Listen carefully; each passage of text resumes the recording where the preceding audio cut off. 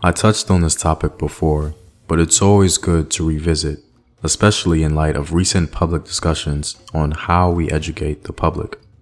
I'm really hoping that you guys participate and discuss what you consider important as it concerns African or even diaspora history. What should we teach our children?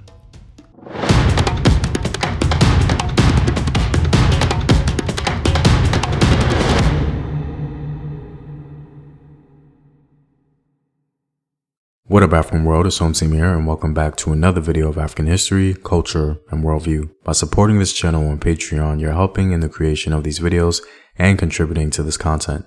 The link to Patreon is in the description box below. Also, stay tuned with a word from my sponsors. Hello, my name is Howard Dorsey. I'm 54 years old. I'm here to talk about my experience with Herbal results. I was getting sick, so I went to the doctor. And they told me that my blood pressure was high, my cholesterol was borderline or high, so I was very sick. You know, sometimes I thought I was dying at some point. And I ordered a bottle of olive leaf extract. This is how the bottle comes in. And within the first probably week and a half, 2 weeks, I checked my blood pressure and it was back down to normal. It was like 120/80.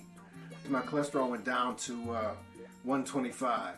You know, I definitely believe that olive leaf extract from Herbal Results saved my life. And that's real. I mean, I recommend it to everyone in my family, my friends, and we've seen a lot of results in that manner as well. Purchase now at herbalresults.net. To begin, this video is opinion-based and intended to orient our community in the study of African history primarily. I'm hoping that it'll be a conversation starter and that you guys will go beyond the list presented.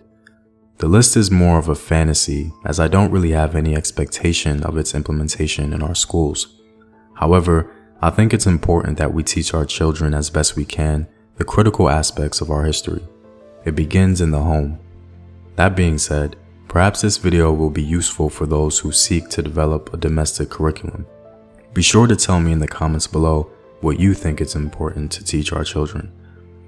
Before we begin, I think it's obvious that the history of enslaved Africans is important to mention, as it has defined so much of our experience in America. In addition, I think we need to discuss how the effects of enslavement and racism have deeply impacted our wealth as a group. For example, housing segregation had a pernicious effect on wealth accumulation generationally for Black America. Because of housing segregation, the homes of Black families did not appreciate substantially like their white counterparts. This issue negatively impacted Black banks as well. Books like The Color of Law and The Color of Money demonstrate these facts quite well. So I believe this perspective should serve as the foundation in understanding the context of the modern condition. That being said, let's begin. At number 1, we should make clear to our community and our children that a Pan-African approach to history is a relatively new idea. African people are extremely diverse, and the concept of Pan-Africanism simply did not exist on the continent. It needs to be stressed that Africans have different languages, cultures, religions, and worldviews. If we are to truly understand Africa, that has to be the lens we utilize. Once we embrace this concept, we can then understand the colonial period a lot better. Africa was already divided before any foreign people entered the picture. At number 2, Western education at times may give us the impression that societies that don't look like Greece or Rome have little to no value. Our community may have subconsciously adopted this idea. However, I think we have to challenge that axiomatic approach and establish a tradition of deeper analysis. There are many critical components of civilization that originate from peoples we wouldn't traditionally deem civilized. Scholar Christopher Ehret puts it best. Those societies designated as civilizations are treated as if they were the centers of almost all innovation and of all the really important developments. They tend to be viewed fallaciously as culturally more complicated, artistically more accomplished, and technologically more advanced than those societies that are labeled as non-civilizations.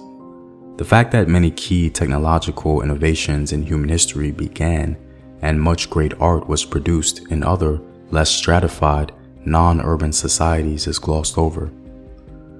So for number 2, we have to be aware of the models we inherited from Western education and establish for ourselves what we value. And our third lesson serves as an example of this. As of late, I've been mentioning this quite often. As of our current knowledge, Africans below the Sahara, specifically in the region of Central Africa today, were the first to achieve iron technology. In the case of ironworking, the earliest dated sites in the world for the smelting of iron going back 4,000 or possibly more years are located in the Central African Republic and neighboring parts of Cameroon in the middle of the continent. Iron production activities are documented to have taken place as early as 3000 through 2500 BC. African smelters were the first, centuries before anyone else, to develop furnaces able to generate sufficient heat for single-step production of steel.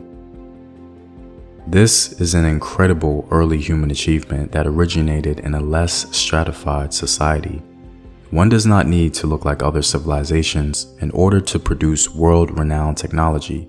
I think this sends an important message to our children that the Eurasian model centralized in Western education is not the sole paragon of human innovation. At number 4, the imagery and portrayal of Africans as backwards, savage, and primitive was in part intensified to justify the enslavement of African people. In order to commit the original sin of slavery, if you will, you had to dehumanize an entire group of people. It's important that our schools or our homes identify mendacious talking points concerning African people, highlight its origins, and present the appropriate countervailing facts to combat the narrative. Scholarship has matured significantly, and we can lean into those perspectives to illustrate the history from a proper historical lens. In that way, our children may be better suited to identify its remnants in popular culture and be better prepared to respond. Finally, at number 5, general knowledge about the civilizations of West and Central Africa can go a long way, even if we just learned about one civilization in West Africa and one in Central. For example, the Mali and Congo empires.